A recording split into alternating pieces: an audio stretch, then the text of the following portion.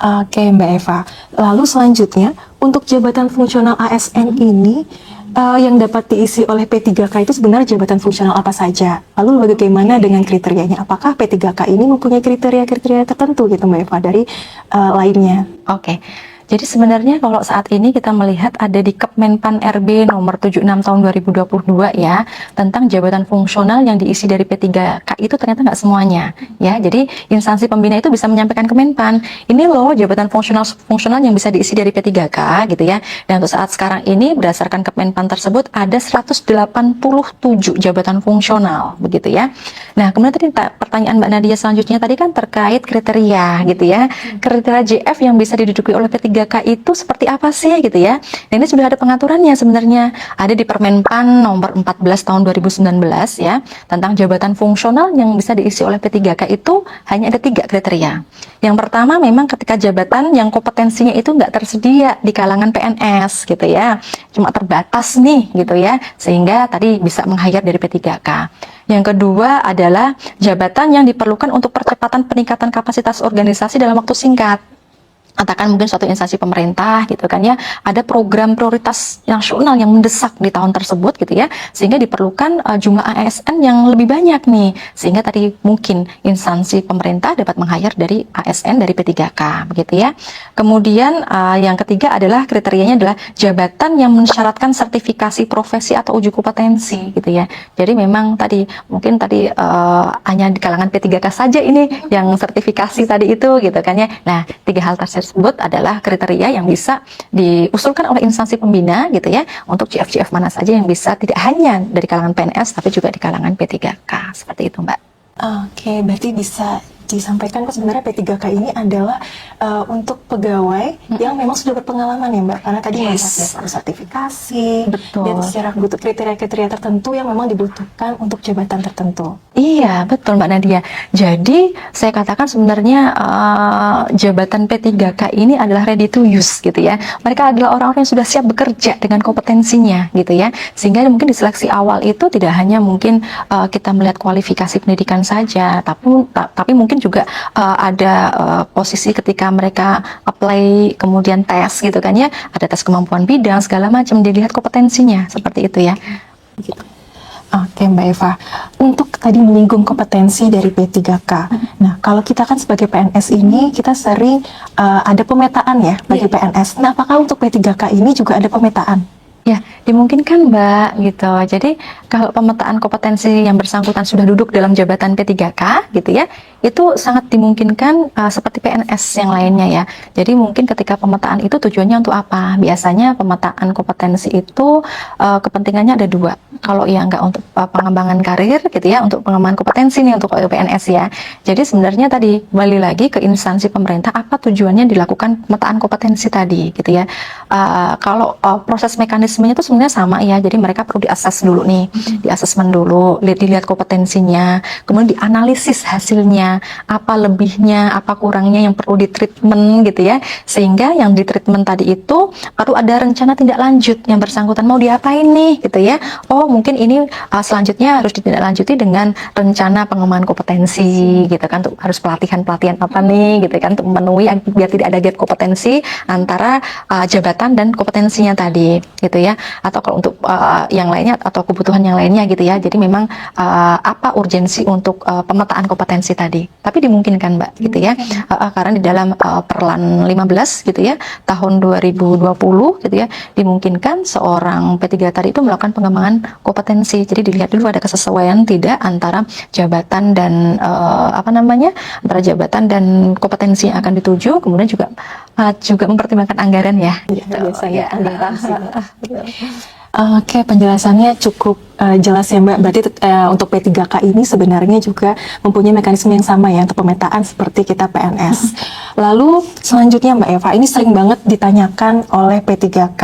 Sebenarnya untuk JF P3K ini dalam hal tugas, fungsi, lalu pengembangan karirnya, angka kreditnya, lalu ada jam pelajaran, serta kenaikan jenjang dan golongan ini sama tidak sih dengan JF PNS? Baik, kalau tugas fungsi yang diemban oleh PNS maupun yang P3K untuk jabatan fungsional itu sebenarnya sama ya Mbak ya, sesuai pada jenjangnya begitu ya. Kalau terkait bicara karir gitu ya, tadi kita sampaikan bahwasanya kalau yang P3K itu memang pada jangka waktu tertentu gitu sesuai dengan perjanjian kerjanya, sehingga karirnya ya ada sesuai dengan jangka waktu tadi itu ya perjanjian kerjanya begitu ya. Berbeda dengan PNS, PNS itu adalah tadi jenjang karirnya tadi bertahap gitu ya. Kalau seorang jabatan fungsional ahli pertama ya berarti ke muda, ke made dan selanjutnya. Nah, syarat untuk kenaikan jenjang jabatan itu kalau PNS tadi ada harus memenuhi angka kredit gitu ya, akumulasi angka kredit untuk bisa naik jenjang atau naik pangkat begitu ya. Yang kedua ada formasinya dan juga harus uji kompetensi, paling seperti itu ya. Berbeda tadi dengan yang P3K, mereka bisa mungkin naik jenjang lebih tinggi apabila tadi ya teman-teman tadi kita bahas ya, tadi juga sama ada formasinya, lulus uji kompetensi pada jenjang yang lebih tinggi, tetapi harus pemutusan hubungan dulu nih perjanjian kerjanya tadi. Kalau di PP 49 2018 tadi kan paling kurang 90% gitu ya udah achieve target kinerjanya, kemudian 90% itu sudah memenuhi masa kerja perjanjiannya. Tapi alhamdulillah tadi ternyata ada Permenpan 6 tahun 2024 gitu ya, boleh loh paling tidak minimal 1 tahun apabila tadi disetujui ya oleh PPK atau PYB begitu Mbak. Itu terkait yang karir. Kemudian tadi apa lagi ya Mbak ya? Angka kredit ya? Angka kredit ya. untuk konversi Ya, kreditnya. jadi kalau tadi juga sampaikan ya bahwasanya kalau untuk angka kredit itu hanya untuk yang PNS saja, karena tadi kebutuhannya dia ketika naik jenjang ataupun pangkat kan harus mengumpulkan angka kredit kumulatif ya. Nah, kalau untuk yang P3K kan nggak perlu ya. Jadi tidak perlu dikuantifikasi terkait predikat kinerja tadi itu dikonvert jadi angka kredit, jadi nggak perlu begitu perbedaannya. Oke, penjelasannya ini cukup jelas sekali ya Mbak Eva. Berarti untuk yang JFP 3K ini sebenarnya dalam tugas fungsi sebenarnya sama ya, Ya, dengan sama. yang PNS sesuai dengan jabatan fungsional yang diampu, lalu juga untuk sama-sama menyusun SKP juga kesalahan Iya, kinerja pegawai. betul. Tapi perbedaannya ketika muncul predikat kinerja tidak dikonversikan. Iya, betul. Sedangkan untuk PNS harus dikonversikan Iya. untuk kebutuhan sebagai Kenaikan pangkat, jenjang Iya. karirnya. Oke, Mbak Eva, selanjutnya terkait fleksibilitas. Ini sering sekali ditanyakan juga terkait dengan perpindahan jabatan fungsional ke jabatan fungsional lainnya. Mungkin contohnya ada yang diterima sebagai P3K sebagai analis kebijakan. Oke. Analis kebijakan pertama gitu ya. Nah lalu mungkin setelah berjalan nih dia melihat sepertinya analis SDM aparatur ini lebih passionnya dia gitu, sehingga mungkin dia jadi kayak ngerasa mungkin gak sih saya pindah dari analis kebijakan menjadi analis SDM aparatur. Itu dimungkinkan tidak Mbak diregulasi? Ya, saya jawab dimungkinkan. Asal tadi itu kembali lagi ya, ketika ada lowongan kebutuhan di jabatan fungsional yang bersangkutan angka 7 tadi analis kebijakan mau ke analis SDMA, di analis SDMA ada nggak lowongan kebutuhannya dan bisa nggak diisi dari P3K begitu ya.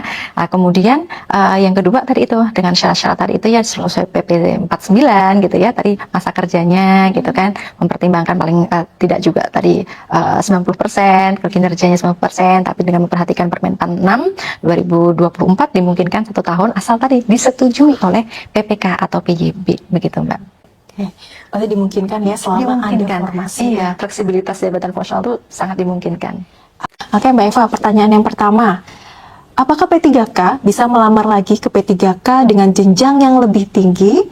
Dan apakah bisa juga P3K ini melamar ke lintas instansi tanpa harus mengundurkan diri? Oke, sebenarnya pada prinsipnya itu saya ingin meng-highlight dulu, PPK, Pejabat Pembina Kepegawaian, itu yang berhak untuk mengangkat, memindahkan atau memberhentikan ASN gitu ya, baik itu PNS maupun P3K gitu ya. Nah, kemudian peluang-peluang karir yang ada, katakan tadi analis SDM ahli pertama gitu ya, ada lowongan nih untuk di jenjang ahli muda nih ya, yang bersangkutan belum selesai nih masa perjanjian kerjanya, dimungkinkan untuk yang bersangkutan bisa apply kembali loh ya, apply kembali sepanjang tadi ada formasinya di ahli muda begitu ya. Kemudian juga dipastikan apakah juga memang formasi tadi itu diperuntukkan juga untuk P3K atau tidak gitu ya. Tuh, kemudian yang kedua, ketika posisinya tadi apply lagi, berarti otomatis yang bersangkutan harus uji kompetensi lagi ya dong, gitu ya, sesuai dengan jenjang yang dia tuju, begitu ya. Jadi ketika tadi itu sudah memenuhi syarat, silakan saja, gitu ya. Itu untuk yang kenaikan jenjang jabatan, istilahnya ya. Jadi tadi putus hubungan kerja dulu di ahli pertamanya gitu ya. Kalau kita bicara regulasi saat ini di PP 49 tahun 2018 disebutkan di sana paling kurang paling tidak itu sudah 90% nih gitu ya dari masa kerjanya.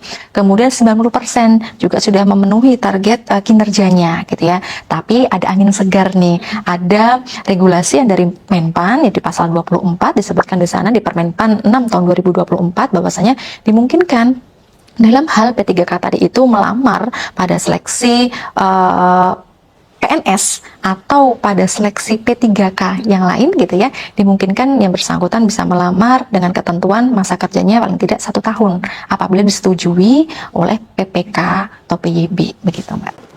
Nah, itu kalau yang kenaikan gitu ya. Kalau umpamanya itu peluang karir kenaikan gitu ya. Saya nggak mau kenaikan jenjang gitu ya. Karena tadi harus apply lagi dan pemutusan hubungan kerja. Kemudian kalau yang terkait pindah instansi tadi saya sampaikan berarti kewenangan PPK yang saat ini gitu ya. Apakah memang akan memberhentikan yang bersangkutan gitu ya. Kemudian juga ketika di sana di instansi yang mau dituju ada nggak formasinya gitu ya, ada nggak formasinya karena tadi itu kita posisinya kalau P3K itu tidak seperti yang PNS ketika mau pindah masih PNS gitu ya, tapi kalau ini kan harus sesuai dengan kontrak kerjanya gitu ya di awal oleh instansi yang A gitu kan ya, sampai berapa lama itu kan harus dipertimbangkan gitu ya. Kalau ternyata di instansi A tadi itu nggak diperbolehkan, di instansi induknya tadi tidak diperbolehkan ya berarti nggak bisa begitu. Nah ketika yang bersangkutan tadi katakannya mau apply kembali gitu kan ya tadi diizinkan tidak gitu. Ketika diizinkan boleh yang bersangkutan melamar, apply lagi dan uji kompetensi pada instansi yang B gitu ya. Jadi dari awal lagi tetap ada pemutusan hubungan kerja dulu gitu. Seperti itu Mbak.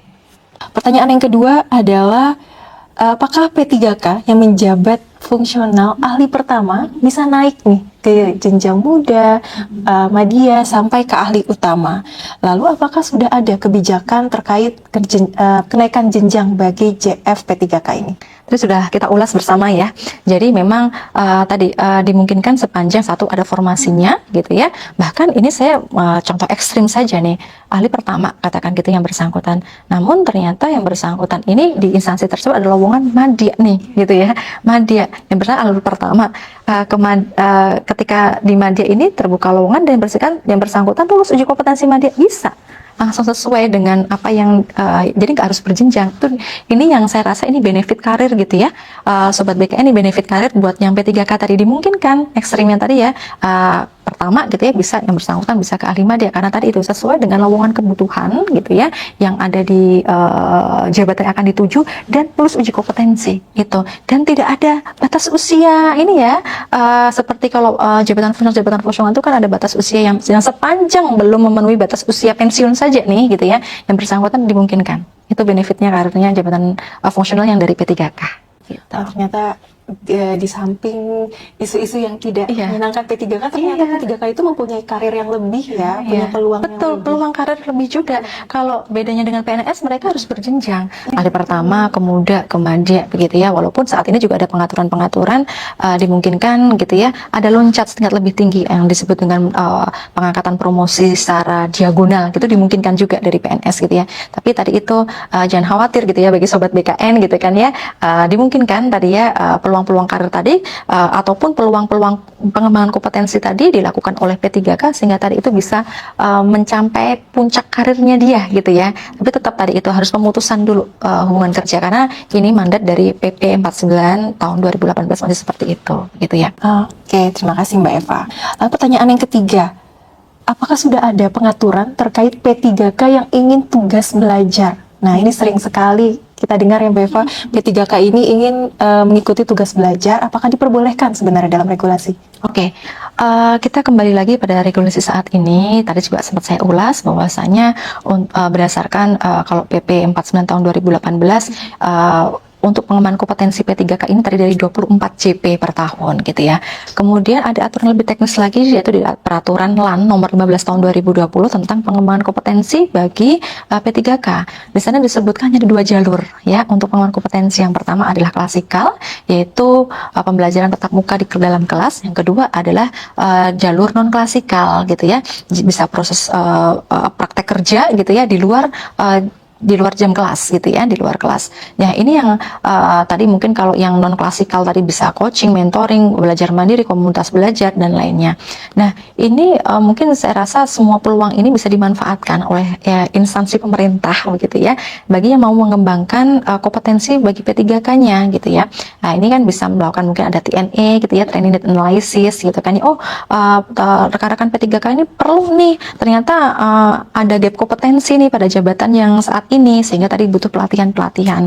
Kembali lagi tadi juga ke anggaran instansi, apakah yang bersangkutan ini mau diproyeksikan mengikuti pengembangan kompetensi klasikal kah gitu ya, atau tadi yang non klasikal yang mungkin lebih efisien dari sisi anggaran begitu. Silakan saja Mbak terkait hal itu ya, jadi dimungkinkan begitu ya.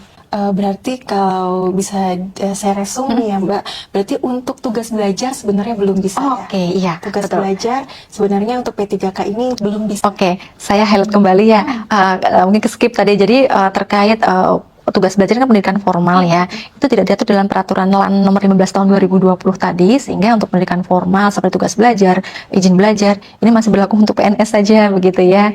Jadi yang diperbolehkan hanya pelatihan P3K itu dua pelatihan jalur yang iya. klasikal dan non klasikal, Yes. sedangkan Yes. untuk tugas belajar seperti yang PNS itu belum ya? Iya, betul. Apakah P3K ini bisa melamar CPNS?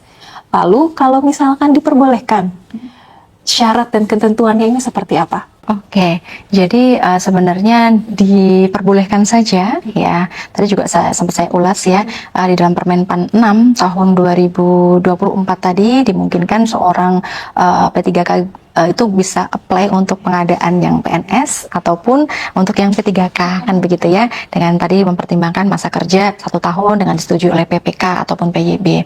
Kemudian yang kedua ya, berarti kalau yang bersangkutan mau ke CPNS harus memperhatikan aturan yang saat ini untuk pengangkatan ke CPNS ini, ketentuannya ada dalam PP 11 tahun 2017 tentang manajemen PNS.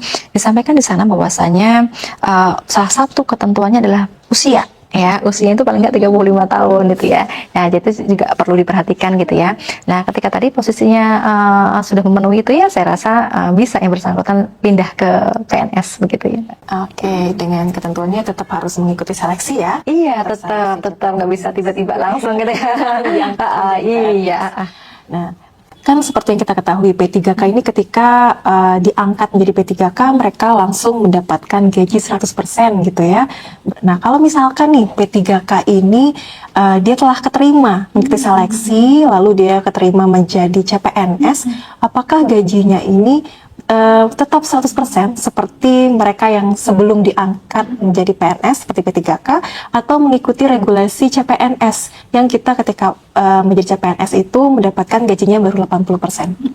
Ya, itu berarti harus mengikuti pada ketentuan CPNS ya, karena yang akan diduga adalah CPNS. Tadi salah satu yang adalah usia gitu ya, yang kedua juga terkait gajinya. Gaji CPNS itu hanya 80% begitu. Oke, berarti harus siap-siap ya yang Iya, P3K iya, yang itu konsekuensi memang ya. konsekuensi ya. Harus kembali lagi menjadi CPNS yaitu dengan gaji yang diterima 80%. Iya, cuma setahun ya.